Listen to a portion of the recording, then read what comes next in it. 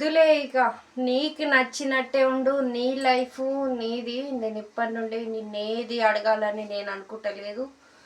First of all నీకు నేనంటే ఇష్టం ఉందో లేదో నాకు కూడా తెలియదు, కానీ నువ్వు 2-3 సార్లు ఐ డోంట్ లవ్ యూ అని చెప్పేసినావు కదా, నాకు తెలిసిపోయింది నీకు వేరే అమ్మాయి ఉంది అని. ఏదో నువ్వు కావాలని, నాకు మ్యారేజ్ అయ్యిందని కావాలని చెప్పావేమో అని అనిపించింది, కానీ నీ లైఫ్లో వేరే అమ్మాయి ఉందని తెలిసిపోయింది.